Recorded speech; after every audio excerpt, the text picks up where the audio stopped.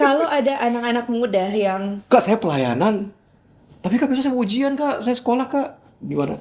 Ada 24 jam kali 7 yang Ya. kalian bisa lebih bebas lagi untuk melakukan hal-hal lain. Kenapa cuman untuk 2 jam ini? Susah banget ya Sesusah sih itu. Aku tuh pernah baca sebuah artikel yang membuat seseorang Nggak mau- ingin mengakhiri So tau hidup lagi. adalah ketika dia merasa kesepian. Saya baca juga satu artikel. Faktor terbesar Gen Z ataupun Gen Alpha, anak muda lah ya, ke gereja itu ketemu sama teman-temannya. banget gitu. Awalnya memang aku nggak pede, secara manusiawi nggak pede. Tapi ya itu kalau bilang karena panggilan Tuhan, udah pasti Tuhan yang sendiri akan memperlengkapi gitu loh. Ya, kalau harus pilih, saya nggak mau jadi pendeta.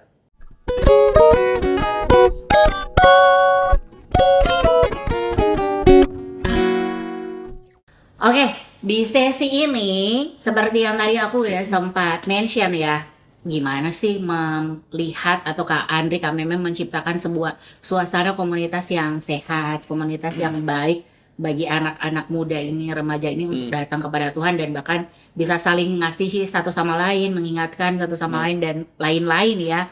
Mereka melakukan itu di dalam Tuhan.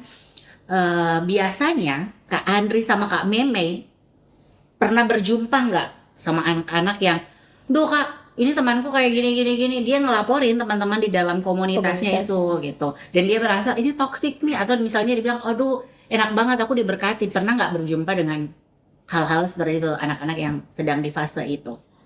Nah, sebelum masuk ke situ Yon, Nah, Ada apa nih nanya nih? sebelum masuk ke situ Yon, tadi ada masuk ke yang sebelumnya ya, ada sesi sebelumnya. Aku mau pengen banget jawab, karena kan tadi Ayun sempat menyatakan bahwa anak pendeta ya, Ayun sebagai anak pendeta yang kayak dituntut. anak mama papa sih aku. Oke, anak mama papa. Anak pendeta yang dituntut kayak kamu harus bisa melayani ini, walaupun sampai sakit kamu harus bisa melayani. Pilih pelayanan Betul, daripada atau sekolah lagi pada kegiatan kegiatan-kegiatan yang sekolah. lain. Sebisa mungkin pelayanan aja gitu kan. Itu kan dari sudut pandang biasanya anak pendeta ya.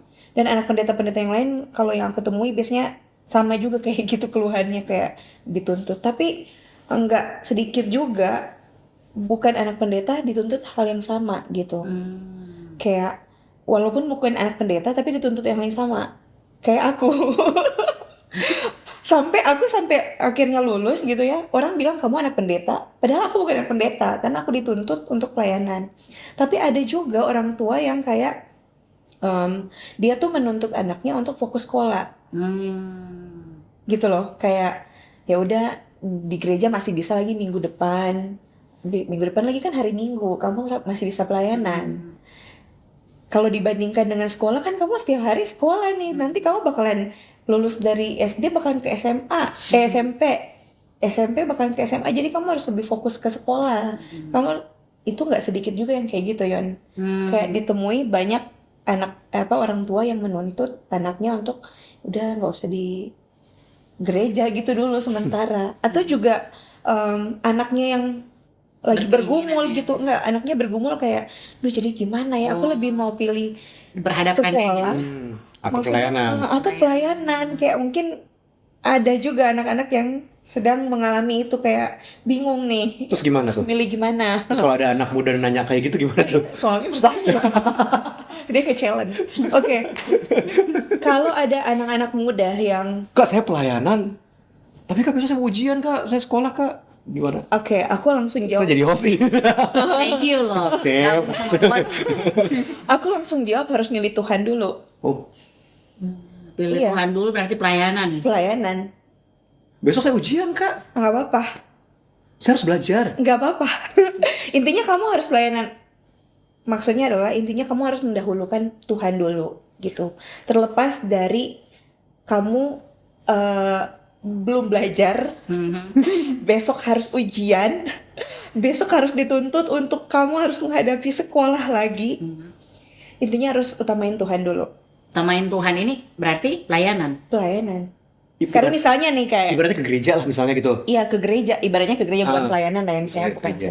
Harus ke gereja dulu. gitu. Aku Tapi saya harus belajar hari Minggu. enggak, tetap harus ke gereja. Ini karena ini ya, ini mamaku Guru lagi. aku yakin banget mamaku karena anak Tuhan, dan bukan berarti aku bilang ya orang tua menuntut bukan anak Tuhan, yang mungkin punya cara pandang yang berbeda, tapi ini orang tuaku yang bukan pendeta, dia bilang kamu tetap harus mengutamakan Tuhan dulu gitu, karena takut akan Tuhan adalah permulaan pengetahuan. Jadi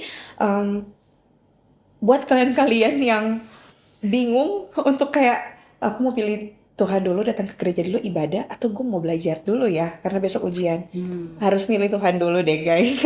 Itu Karena yang paling utama. Di gereja ikut ibadah pun atau pelayanan pun emang berapa jam sih? Nah, Iya kan? 1 1 jam, jam. 2 jam. Ini bukan sedang kita mau bilang ini yang pilih belajar salah, Ya, bukan, ya. bukan soal itu, tapi lebih kayak kalian sampai nggak mau ibadah, sampai nggak mau pelayanan, atau lebih tepatnya mau apa ya, belajar firman Tuhan, itu emang berapa jam kalian akan spend time di sana gitu? Iya betul. Palingan 1 jam, 2 jam ketika datang ke gereja. Abis itu kan pulang gitu. Ada 24 jam kali 7 yang kalian bisa lebih bebas lagi untuk melakukan hal-hal lain. Kenapa cuman untuk 2 jam ini? Susah banget Sesusah ya, itu. Ya kayak gitu ya. Ya. Jadi kalau dari aku sih sudut pandangku, kenapa lebih dekat ya? Enggak apa-apa biar Kamera biar deket aja. Ini karena yang di balik layar Lanjut. malah dijelasin lagi. Udah dijelasin. Kayaknya ini perlu banyak di-cut deh. Ya, Oke, jadi kayak gitu Yon. Jadi kalau ada anak-anak yang kayak bingung, aku harus milih Tuhan, maksudnya harus milih datang ke gereja dulu atau memilih Kak, untuk aku di sebelah sini. belajar. Lihat. Untuk belajar. Jadi guys, pilih Tuhan dulu gitu. Datanglah 1 jam, 2 jam gitu ya. Pentingnya akhirnya tadi ngejawab pertanyaan yang sesi ini. Komunitas. Komunitas. Oh, oke. Betul. Kenapa? Gimana tuh gitu? Gini, jadi kaitannya gini. Komunitas itu kan dibentuk agar orang-orang yang berkumpul, kumpulannya itu mencapai sebuah tujuan bersama. Kita ngomongin gereja dan ngomongin pelayanan di youth. Kita rindu sebuah komunitas itu ngumpul supaya anak muda di situ tuh semakin kenal Tuhan, semakin mengasihi sesama, semakin ngerti harinya indah bersama dengan Tuhan. Nah, penting sebuah komunitas itu akhirnya apapun yang dilakukan di dalam komunitas itu ngebawa mereka ke visi itu, membawa mereka ke tujuan itu untuk mereka semakin kenal Tuhan, semakin mengasihi sesama, semakin menemukan indahnya hidup dalam Tuhan. Akhirnya salah satu kasusnya misalnya tadi berkenaan dengan dia mau ujian, dia mau ada menghadapi ujian di sekolahnya. Kalau komunitasnya sehat, bahasanya gitu ya, tujuannya jelas, anak itu akan ke gereja dulu, akan ketemu dulu dengan kumpulan teman-temannya, akan apa ya, sama-sama di situ Dapat energi. dapat energi untuk dia besok mau ujian. Sehingga komunitas di sebuah gereja itu akhirnya mendorong setiap yang ada di dalamnya untuk dia menemukan energi di situ, untuk menemukan kekuatan, indahnya berfellowship bersama dengan teman-teman yang lain Sebelum menghadapi dunia. sebelum menghadapi dunia. Bahkan juga di situ mendapatkan kekuatan bersama, doa bersama untuk besok ujian sekolah. Belajar bersama-sama. Bahkan komunitas di gereja itu kan bukan, ini pendapat saya, bukan hanya tentang belajar firman Tuhan. Itu penting, tapi juga belajar untuk anak itu pun menjawab, menemukan jawaban dari pertanyaan-pertanyaan di dunianya sehari-hari. Contoh sekolah, itu kan misalnya komunitas itu ngomongin anak-anak SMP, SMA ataupun anak kuliah. Mereka juga kan perlu untuk mendapatkan input juga berkenaan dengan pelajaran di sekolah. Ya komunitas di gereja, komunitas di pemuda atau youth and teen itu bisa menolong mereka juga, sehingga komunitasnya dibentuk. Ya berfellowship bersama, semakin kenal Tuhan, semakin mengasihi sama, dan salah satu aplikasi dari mengasihi sama adalah menolong dia juga untuk belajar. Misalnya ada di komunitas itu ada anak yang paham banget matematika. Besok dia mau ujian matematika, bisa jadi tempat dia belajar dong di komunitas itu. Nah sehingga dibawa ke situ, ke perkumpulan komunitas itu, mengasihi Tuhan, belajar dari firman, berdoa, berkomunitas itu, dan juga mengasihi sama yang menolong anggota tubuh Kristus yang lain. Sehingga di gereja, sebuah komunitas itu penting untuk mencapai tujuan itu. Jadi akhirnya nggak nemu tuh kondisi komunitas yang toksik, komunitas yang bukannya menguatkan malah melemahkan, komunitas yang bukannya membawa diri semakin mengasihi Tuhan, mengasihi sama, tapi semakin membenci. Enggak lagi, karena tujuannya jelas. Nah misalnya, ya tadi kan pertanyaannya, apa tadi pertanyaannya? Kalau misalnya Ketemu yang misalnya ada anak, Ada salah satu. ada salah satu misalnya anak muda. Karena gini, bisa jadi orang tua tuh nggak kasih datang ke gereja Karena ada teman. tadinya Iya. dia trust issue orang Ya, tua. melihat, Dia kumpulannya datang- kayak gitu, iya, misalnya. dia datang ke gereja cuman main-main. Kayak dia datang supaya mau biasa jalan-jalan sama teman-temannya. Nah itu juga hati-hati anak-anak youth, jangan sampai orang tuh jadi trust issue sama Iya, iya. kalian gitu. Jadi pakai benar-benar komunitas ini untuk bertumbuh, untuk membuat kalian sebagai anak-anak youth, kita sebagai anak-anak youth untuk mengenal Tuhan lebih dalam lagi dari komunitas yang ada gitu. Oke, ini menarik karena aku tuh pernah baca sebuah artikel ya, sebuah artikel yang bilang ini salah satu ya kan ada banyak penyebab. Salah satu penyebab alasan Faktor. kali ya. Iya, yang membuat seseorang Nggak mau- ingin ke gereja. bukan. mengakhiri So tau hidup. saya ngomong apa lagi. Mengakhiri hidup Saya pikir adalah- mau ke survei yang satunya bukan ada oke. beda survei. Ini survei kayaknya nih. Adalah ketika dia merasa kesepian. Oh. Kesepian. Nah, pertanyaan yang berkaitan dengan ini adalah gimana Kak Andri sama Kak Memeng menciptakan atmosfer di dalam komunitas ini di mana si anak muda ini dia tahu bahwa saya ketika bersama mereka saya nggak kesepian gitu. Kan bisa aja ini udah rame-rame ini kan, tapi ternyata gua nggak kenal lagi, gua nggak Iya, dekat lagi. Datang ke sini cuma karena disuruh atau karena orang tua marah atau karena lari dari apa gitu, ada masalah di rumah gitu, jadi datang aja. Tapi di dalam ketika dia beribadah dia merasa kesepian. Gimana Kak Andri sama Kak Memeng menciptakan atmosfer di mana mereka bisa nyaman di dalam komunitas youth itu? Saya baca juga satu artikel. Tadi saya pikir tadi kamu ngomong ini gitu ya. Iya, iya. Salah satu artikel Artikel yang berbeda nih, nyambung kan? berbeda. Iya, ini nyambung urusan ini. Jadi ada satu lembaga survei di Indonesia ini yang mengatakan bahwa faktor terbesar Gen Z ataupun Gen Alpha, anak muda lah ya, ke gereja itu ketemu sama teman-temannya, ketemu sama komunitas. Artinya ini berbalik dengan faktor apa yang membuat anak muda itu nggak ke gereja dan nggak berkomunitas lah gitu ya.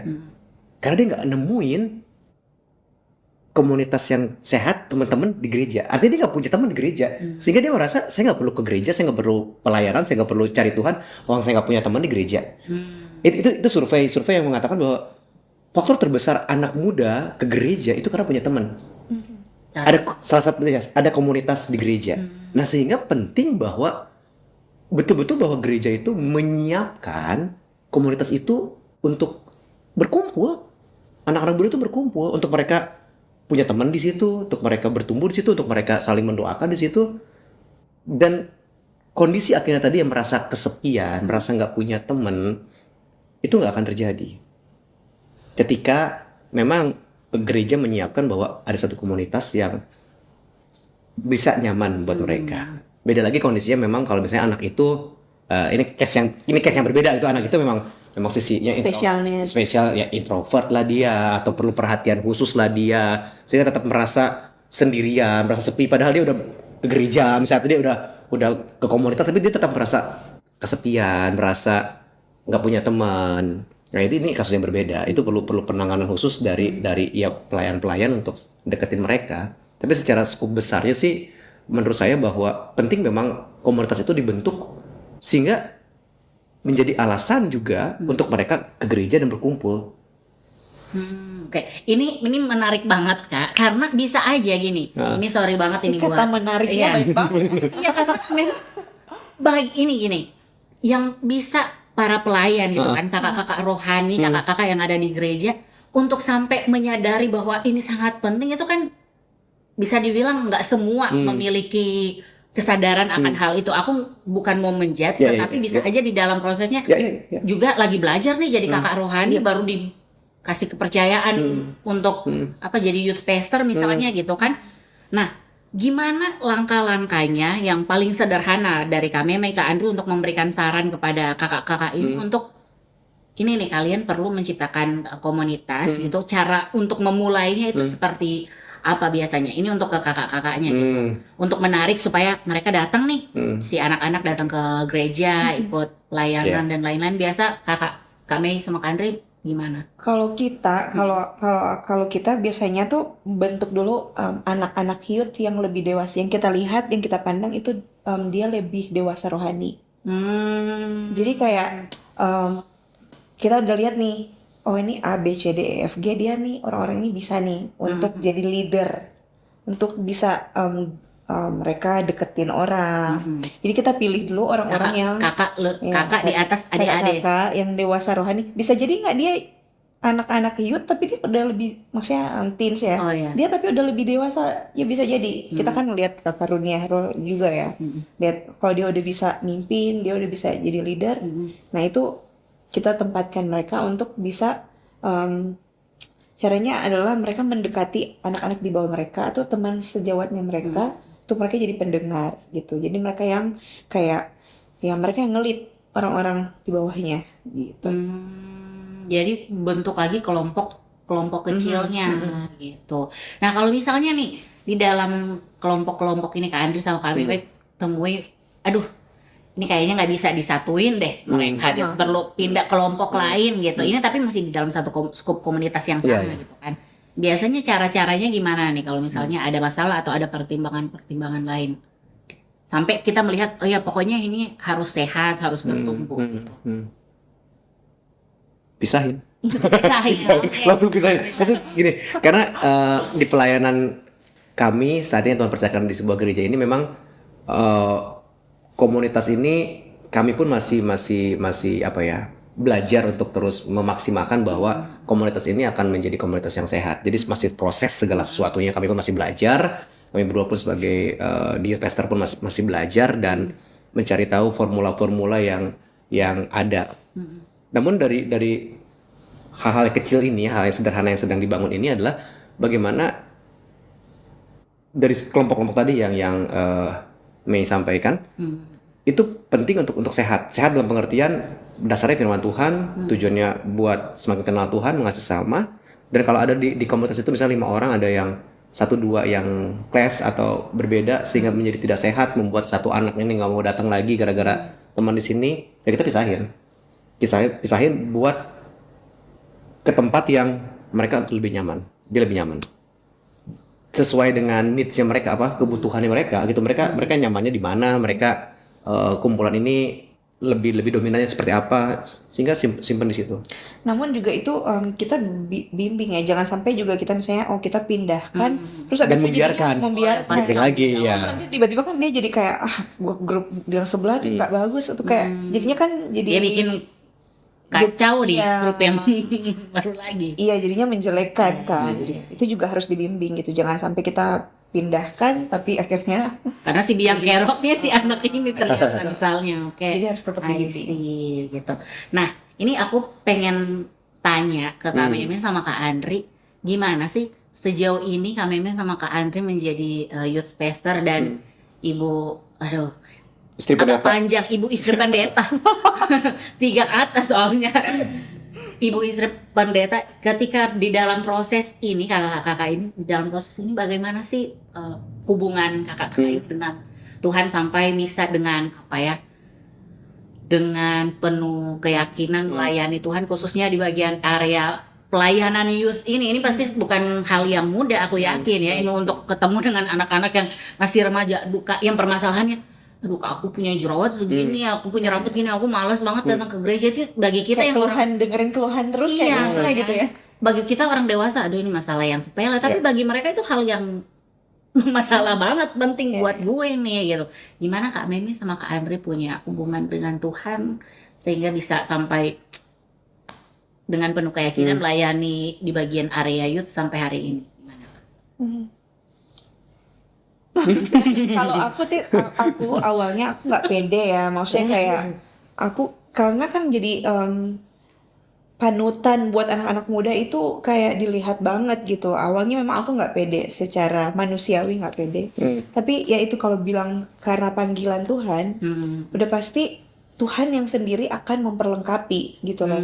Jadi pentingnya kita berdua minta hikmat Tuhan tuh untuk membimbing anak-anak youth ini. Karena kalau bukan dari Tuhan, kalau benar-benar bukan panggilan dari Tuhan tuh itu kita bawa baper aja gitu terus-terusan. Karena anak-anak youth kan banyakan baper ya.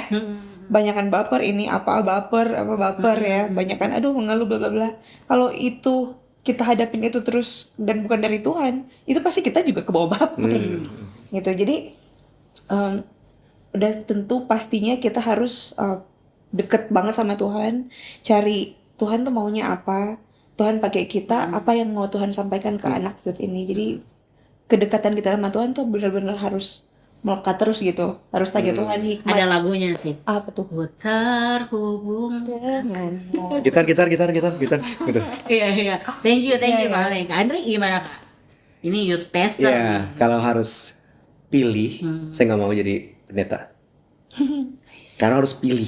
Oke. Karena harus pilih, nggak mau jadi pendeta. Apalagi pendeta pemuda, youth pastor. Nggak mau. Kenapa? Karena tadi menghadapinya bukan cuma youth sama teen ya. Orang tuanya. Benar. Ya, Jadi double konflik. Jadi bukan cuma anak mudanya, tapi orang tuanya juga. Kalau harus pilih sekali lagi, saya nggak mau jadi pendeta pemuda. Jadi pendeta tua nggak mau juga. Maksudnya gini, kalau harus pilih, nggak mau sebenarnya melayani Tuhan. Kalau harus pilih. Tapi masalahnya nggak ada pilihan. Kenapa nggak ada pilihan? Karena Tuhan yang pilih. Tuhan yang pilih, Tuhan yang tetapkan. Hai Andri, kamu ada di sini. Jadi udah nggak ada pilihan. Artinya ketika menghadapi kondisi seperti itu gimana keadaannya? Ya, karena percaya Tuhan yang sudah pilih, Tuhan yang sudah tetapkan, dan percaya juga Tuhan yang akan mampukan dan kuatkan. Jadi tentang kondisi-kondisi masalah-masalah anak muda, masalah-masalah itu bagian yang memang Tuhan percayakan untuk salib itu saya pikul, untuk saya bawa, dan gimana saya bisa menjadi alat Tuhan di tempat di situ.